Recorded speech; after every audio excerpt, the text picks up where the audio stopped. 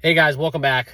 New week we have ahead of us, and for those of you that will be looking into the MLB card today, talk about a couple games. We're not going to do a full breakdown. This will be a shorter video, so welcome back to the channel. For those of you that are new, please hit that like button. Please subscribe down below. And we've been on a great run. Yesterday wasn't not a day that delivered. A reverse sweep after a sweep is never a good thing. So the 0-3 that we had yesterday, it is what it is. The Pirates game, they had scoring from Pittsburgh in the second and third inning. That one would have cashed at plus money. And the Phillies losing with a judgeless Yankees squad. And then obviously the last one, just got to tip your cap sometimes when the Blue Jays get blanked pretty good. So it is what it is. We'll move on. New week. We'll kind of keep the run going. It was due to happen, right? So we can afford a reverse sweep. An 0-3 really didn't even dent the units after with the run we've been on lately, as it was, I think, 22-5 before yesterday. So now 22-8, getting into this week before the trade deadline.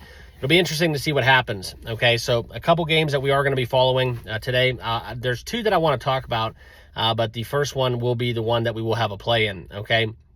And we're going to go right back to it, okay? The Toronto Blue Jays, we get the Blue Jays going against Zach Eflin and the Baltimore Orioles. And him at home has not been a good proposition as of late, okay? So this doesn't even really matter that the Blue Jays have a great arm going. I think personally this is a fade against Eflin and a little bounce back spot there for the Orioles. And it is kind of funny how you see some of these Sunday games, and I don't know if it quite happened yesterday, but you get some of these teams maybe in travel spots, and the Phillies were a prime example, right? It does happen, okay? So this is some deeper handicapping, but yes, when you are in those big fun cities and you're kind of riding with some house money, the major league players, they do like to go have fun sometimes. So I think that we saw a couple hangover games yesterday in some of those spots across the board, not just in that Phillies game, but there was a few.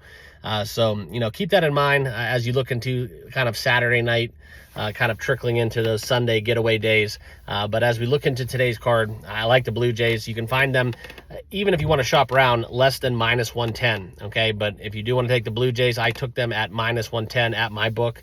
That's the bet that I will be on. The numbers there have been very impressive for the Blue Jays pitcher as well. And, it's almost a bet where I could see the Orioles kind of defying the odds. There is a little bit of a reverse line movement where, the Blue Jays are taking the bets, but the line has come down from like -120, -125 in the direction of the Orioles. So it'll be interesting to see how that one plays out, but that is my best bet. One other thing I want to talk about, and it's more so strategy, that I'm not doing the whole card, so I do have some time to talk about it. One thing I've been targeting in-game, and I will talk about this over on the Discord. If you guys are over there, feel free to message, and I'll kind of explain it further. But one thing I have been picking up on is a trend, okay? And this is something where I took advantage of the Cleveland game. I believe it was on Friday, the Guardians, or it might have been on Saturday, to be honest.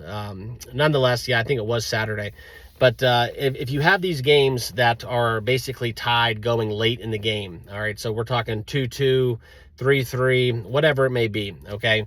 One thing I've noticed is once you get to that seventh inning, the prospects of an extra innings handicap comes into play with the total, okay? And now the way that the rules are in the major leagues, within that ghost runner on second base to start off the 10th frame, that's kind of where you can target the over, okay?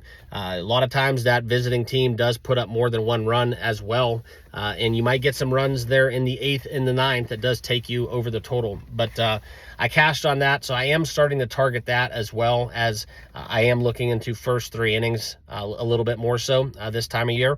But I do think this is where it lends towards, if you have a 2-2 game and that total set at, 6.5, it does give you kind of that opportunity where, in the way that the baseball numbers work, right? Baseball math, 2 + 2 = 5 in terms of totals. 3 + 3 = 7, kind of like hockey. Okay. So it is something that it does exist. So you can find it. So for example, if you can find like an over 5.5 and that game's tied at 2-2, take it, because once they score, they tie it up 3-3. It does sometimes, almost automatically give you that over, okay? So that's just a little strategy that I wanted to share with you guys. The other games worth noting, Detroit I think is in a good spot.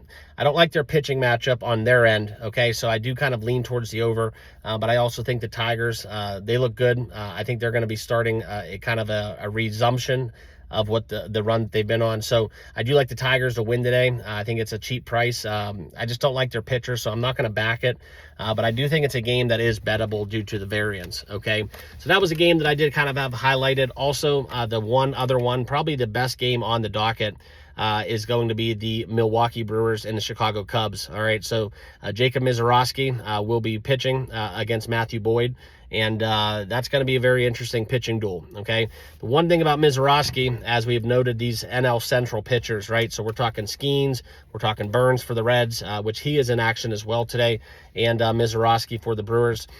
I wonder with these young guns, right, if they're going to be kind of in this mid-season, end of the year, before the postseason, if they do start to have some of their outings restricted from a pitch count, okay? I think that's something we saw with Skeens last year. I think this could happen with Misiorowski. So if you do want to kind of go outs, going under, just maybe, hey, they pull a tight leash. They might pull them a little bit early. But I think this one will be a very star-studded showdown between the Cubs and the Brewers converging. And I think that's kind of where you look at the Cy Young candidate and Matthew Boyd, also Misiorowski with his impressive debut. I think this will be a very, very interesting ball game.